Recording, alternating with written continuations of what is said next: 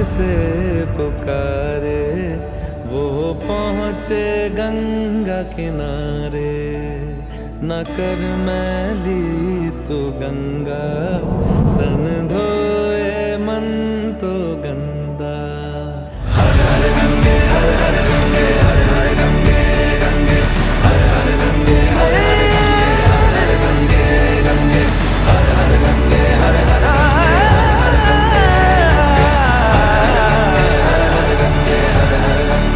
गंगे, गंगा, इन्हें भागीरथी के नाम से भी जाना जाता है। पौराणिक कथाओं के अनुसार गंगा का जन्म राजा भगीरथ की कठोर तपस्या के बाद देवभूमि भारत में हुआ है। यह भारत और बांग्लादेश में कुल मिलाकर 2525 किलोमीटर की दूरी तय करती है। उत्तराखंड में हिमालय से लेकर बंगाल की खाड़ी के सुंदरवन तक विशाल भूभाग को सींचती है। गंगा के महत्व और गंगा के अस्तित्व से हम सभी भली भांति परिचित हैं। हम सब गंगा को समझते हैं और जानते हैं, मगर फिर भी हम उसी पवित्र गंगा को खुद ही गंदा कहते हैं। क्या हम गंगा के अस्तित्व को वाकई में समझ पाए हैं? क्या हम इस बात से सचेत हैं कि गंगा के अस्तित्व को जाने अनजाने में हम कितना मिटा चुके हैं? जिंदगी बगैर गंगा के किस तरह हो सकती है, आइए देखते हैं। करम जिसे पुकारे वो पहुँचे गंगा किनारे। न कर मैली तू गंगा, तन धोए मन तो गंदा। पलट के फिर नानी बोली बात और बहता पानी। गंगा भारत की सबसे बड़ी नदी है। गंगा भारत के लगभग 43% जनसंख्या की प्यास बुझाती है, जिसमें 11 राज्यों जैसे उत्तराखंड, उत्तर प्रदेश, मध्य प्रदेश, राजस्थान, हरियाणा, हिमाचल प्रदेश, छत्तीसगढ़, झारखंड, बिहार और वेस्ट बंगाल भी शामिल है। गंगा नदी को भारत की नदियों में सबसे पवित्र माना जाता है एवं यह मान्यता है कि गंगा में स्नान करने से मनुष्य के सारे पापों का नाश हो जाता है। इसके घाटों पर लोग पूजा अर्चना करते हैं और ध्यान लगाते हैं।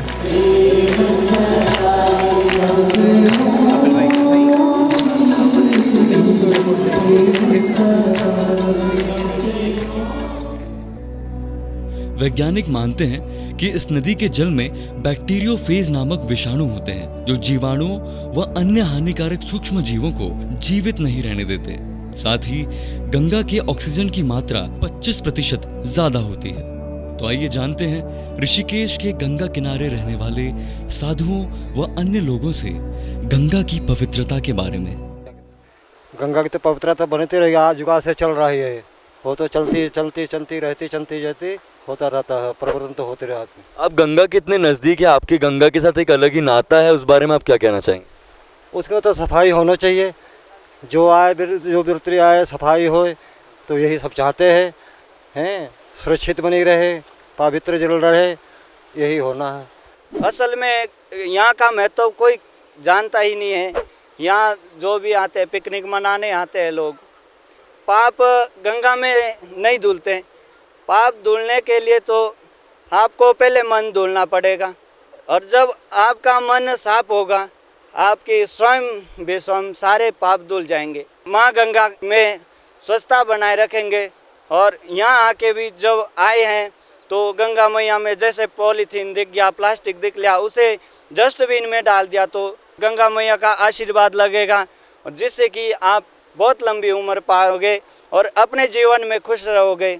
जय हिंद, जय भारत। हमें अपने आप पहले शुरुआत करनी चाहिए, तभी हमारा दूसरे को बोल के भी फायदा। तभी अगर हम खुद अपने आप सफाई करें, गंगा जी को स्वच्छ रखें, तभी तो हम दूसरे को कह सकते हैं। यहाँ कई ऐसे बहुत सारे हमने देखे कि आते हैं, खा पी के बस जो हो पॉलीथीन डिस्ट्रिक्ट सब यहाँ गंगा जी में डाल देते, तो आगे जाके भी हो सकता है सफाई बनी रहे और गंगा जी हमारी स्वस्थ बनी रहे। Yeah, Alexi, so you are in Rishikesh right now, you're in Ganga right now. Yes. How's the feeling of exploring this beautiful place? Well, I can definitely say it's very beautiful here, and I like it a lot. It's definitely interesting to explore the Indian culture around here and to see how also the tourism is evolving here. But definitely very interesting for me is the culture, the different temples, the trekking in the Himalaya. I think that is very nice, and I like it a lot. I have to say the Indian people are very welcoming, very forthcoming, very friendly people, and I like them a lot. It's great to be here. Yes. Is there any message that you want to give for the Indian people, for the Rishikesh people and for the Ganga? Continue that good spirit that you have. Be friendly, be nice, like you are already.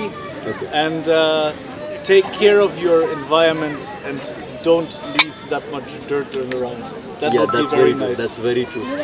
Keep care of the environment. That is really something I can say, because this is your big value you have here, besides you being so friendly. Okay. So Yes, we worship that is- Ganga and we say Har Har Gange. Can you say Har Har Gange in the camera? Har Har Gange. आज विदेशी पर्यटकों को भी गंगा की महत्वता का एहसास है और उनका भी यही कहना है कि गंगा को बचाना होगा। गंगा नदी का भारत की आर्थिक स्थिति पर गहरा प्रभाव है। गंगा कृषि आधारित अर्थ में भारी सहयोग करती है। यह अपनी सहायक नदियों सहित बहुत बड़े क्षेत्र के लिए सिंचाई के 12मासी स्रोत है। इन क्षेत्रों में उगाई जाने वाली प्रधान उपज में मुख्यतः धान, गन्ना, दाल, तिलहन, आलू एवं गेहूं है। भारत की कृषि आज का महत्वपूर्ण स्रोत है। यही नहीं, बिजली की पैदावार भी गंगा जल से की जाती है। इसके तट पर ऐतिहासिक दृष्टि से महत्वपूर्ण तथा प्राकृतिक सौंदर्य से भरपूर कई पर्यटन स्थल हैं।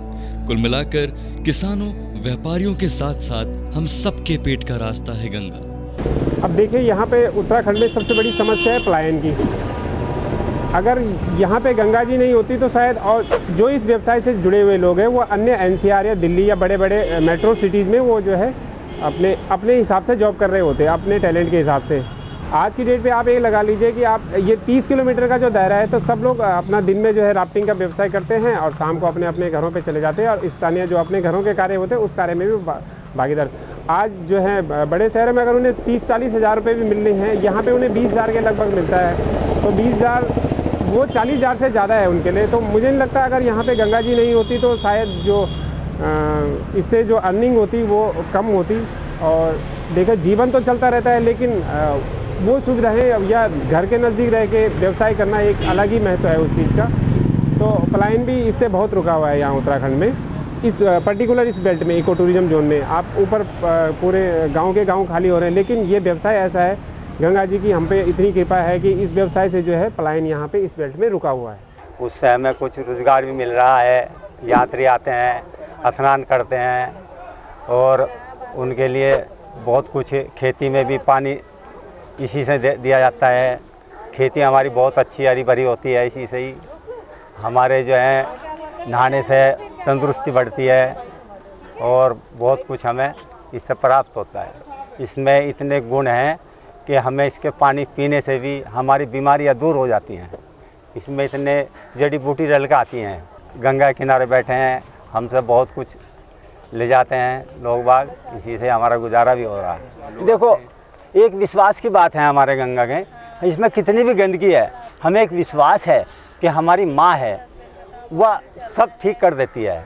कि बहता पानी है, गंदगी को बह ले जाता है, चाहे कितना भी प्रदूषण फैलाए लोग, बाकी हमें उस पर विश्वास है, वह हमारा कभी वो नहीं करेगी, हमें फ़ायदा ही फ़ायदा करेगी, कभी नुकसान नहीं करेगी। जब गंगा माँ हमारे लिए इतनी जिम्मेदार है, तब हम माँ के प्रति इतने गैर जिम्मेदार क्यों? आने वाली पीढ़ी के लिए हमें गंगा की पवित्रता को बनाए रखना होगा। हमें कुछ जिम्मेदार कदमों को आगे बढ़ाना होगा। गंग सकल मुद मंगल मूला, मूल कहते हैं जड़। एक जड़ से ही एक पेड़ की धड़, शाखा, फूल, पत्ती भी सभी सुरक्षित रहते हैं, उसका जड़ मूल। गंगा जी जो है सारे मंगलों की मूल हैं, जड़ हैं। ये मोक्षदायिनी है, ये ज्ञानदायिनी है, ये पुण्यदायिनी है, संपूर्ण जीवों के कलमशों को धोती है, ये एक भक्ति भाव की प्रेरणादायिनी है। ये हमारे भौतिक, अध्यात्म विज्ञान, स्पिरिचुअल साइंस और भौतिक विज्ञान दोनों ही दृष्टिकोण से माँ गंगा हमारे मनुष्य जीवन के लिए नहीं वरन संपूर्ण सृष्टि पे निवास करने वाले जितने जीव हैं, वनस्पतियाँ हैं, सब, क्योंकि गंगा की हर हरकत में एक चाल में एक ऊर्जा पैदा होती है। सही कहा। और इस ऊर्जा से कितने जीवों की रक्षा होता है, कितने हमारे क्लाइमेट, वातावरण। और ये गंगा जब गोमुख से निकलती हैं तो अनेक जड़ी बूटियों के संपर्क में आते हुए उनके गुणों को धारण करते हुए प्रवाहित होती है। वर्तमान सरकार भी काम कर रही है, नमामि गंगे परियोजना कहीं चल रही है, लोगों के मन में भी भाव आ रहा है सभी, परंतु एक जो आदत लगा हुआ है कि हम गंगा जी में ये चीज़ प्रवाहित करते हैं, गंगा जी में हम जाएँ और हमारे पाप धुल जाएंगे। अरे गंगा के दर्शन मात्र से ही पाप भर जाते हैं। कोई व्यक्ति यदि नहा गिना तो गंगा हमारी संस्कृति की मूल धरोहर है और इस गंगा को संपूर्ण तरीके से हमें कोशिश करनी चाहिए कि हम सब मिलकर इसको स्वच्छ और पावन रखने में अपना योगदान दें, मदद करें। और गंगा के विषय में जितना भी कुछ कहा जाए कम है। माँ गंगा धरती पे अवतरित हुई, भाई हम इनका सम्मान करें, इनकी साफ सफाई सुरक्षा। जी पंडित जी। अगर भारत का एक प्रमुख हिस्सा गंगा पर निर्भर है, तब क्या गंगा को विकास की आड़ में डुबाकर बाहर निकालना संभव होगा? औद्योगिक कचरे के साथ साथ प्लास्टिक कचरे की बहुतायत ने गंगा जल को बेहद प्रदूषित किया है। वैज्ञानिक जांच के अनुसार गंगा का बायोलॉजिकल ऑक्सीजन स्तर 3 डिग्री सामान्य से बढ़कर 6 डिग्री हो चुका है। वैज्ञानिक जांच के अनुसार गंगा में 2 करोड़ 10 लाख लीटर प्रदूषित कचरा प्रतिदिन गिर रहा है। विश्व बैंक की रिपोर्ट के अनुसार उत्तर प्रदेश की 12% बीमारियों की वजह प्रदूषित गंगा जल है। यह घोर चिंतनीय है कि गंगा जल न स्नान के योग्य रहा, न पीने के योग्य रहा और न ही सिंचाई के योग्य। बढ़ती जनसंख्या भी गंगा के पानी के रिक्तीकरण की एक बड़ी वजह है। 2007 की एक संयुक्त राष्ट्र रिपोर्ट के अनुसार हिमालय पर स्थित गंगा की जलपूर्ति करने वाले हिमनद की 2030 तक समाप्त होने की संभावनाएं हैं। और जब हालात कुछ ऐसे हों तब हमें विकास की तरफ अग्रसर होने की जरूरत है, विकास जो सतत हो और आने वाले कई बरसों तक गंगा माँ की पवित्रता बनी रहे।